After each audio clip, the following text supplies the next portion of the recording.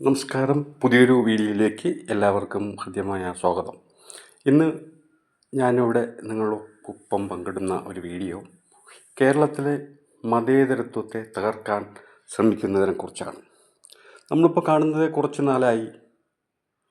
നാളുകളായി വെള്ളാപ്പള്ളി നടേശൻ ചെയ്യുന്ന ചില പ്രസ്താവനകളാണ്. തികച്ചും മുസ്ലിം വിരുദ്ധമായ, നമ്മുടെ നാടിൻ്റെ മതേതരത്വത്തിന് കളങ്കമുണ്ടാകുന്ന വിധത്തിലുള്ള ചില പ്രസ്താവനകളാണ് വെള്ളാപ്പള്ളി നടേശൻ ഈ അടുത്ത നാളുകളായി നടത്തിക്കൊണ്ടിരിക്കുന്നത്.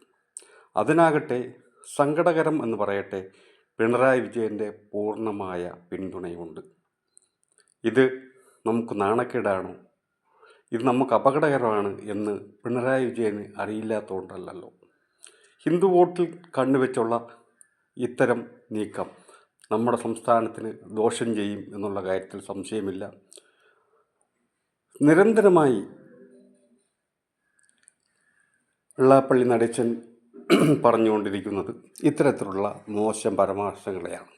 അതിനൊക്കെയാവട്ടെ ആ ഓരോ പ്രസ്താവന കഴിയുമ്പോഴും പിണറായി അതിനെ ന്യായീകരിക്കുകയുമാണ്, അതിനെ ശരിവയ്ക്കുകയുമാണ്. പിണറായി വിജയൻ മാത്രമല്ല, ഇപ്പോൾ CPMൻ്റെ പാർട്ടി സെക്രട്ടറിയും കൂടെ അതിനെ പിന്തുണച്ച് രംഗത്ത് വന്നിട്ടുണ്ട്. അതിനെ എതിർക്കുന്നതാവട്ടെ ഇന്ന് നിലവിൽ CPI മാത്രമാണ് LDFനകത്ത് നിന്ന് ആ നയങ്ങളെ എതിർക്കാൻ തയ്യാറായിട്ടുള്ളത്. ഇന്നിപ്പോൾ ഒരു മത്സരം നടക്കും പോലെയാണ് എനിക്ക് തോന്നുന്നത്. വെള്ളാപ്പള്ളിയെ കൂടെ നിർത്താനായുള്ളൊരു മത്സരം. വെള്ളാപ്പള്ളി ആരാണ്?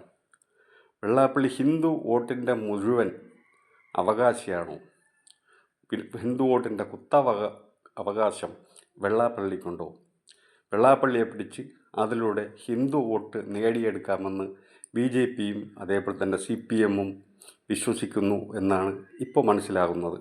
തിരഞ്ഞെടുപ്പ് അടുത്തിരിക്കുന്ന ഈ സമയത്ത് ഇത്തരത്തിലുള്ള നീക്കങ്ങൾ നമ്മുടെ മതേതരത്വ മൂല്യങ്ങൾക്ക് മങ്ങലേൽപ്പിക്കുക തന്നെ ചെയ്യും എന്നുള്ള കാര്യത്തിൽ സംശയമില്ല. തീർച്ചയായും CPMനെ പോലൊരു പാർട്ടി ഇത്തരത്തിലുള്ള മതവിദ്വേഷ പ്രസംഗങ്ങളെ ന്യായീകരിക്കുന്നത് അല്ലെങ്കിൽ അംഗീകരിക്കുന്നത് അല്ലെങ്കിൽ അതിന് പിന്തുണ കൊടുക്കുന്നത് ഒരിക്കലും കേരള സമൂഹത്തിന് സഹിക്കാൻ കഴിയുന്നതല്ല. എന്നും മതേതരത്വത്തിന് ഒപ്പം അടിയുറച്ച് നിന്നിട്ടുള്ള പഴയ സഹാക്കളെ നമുക്കറിയാം, നമുക്ക് ഓർമ്മയുണ്ട്. നമ്മളവരെയൊക്കെ ആദരവോടെ തന്നെ സ്മരിക്കുകയാണ്. പിണറായി വിജയൻ ഇതെന്ത് പറ്റി എന്ന് മനസ്സിലാവുന്നേയില്ല.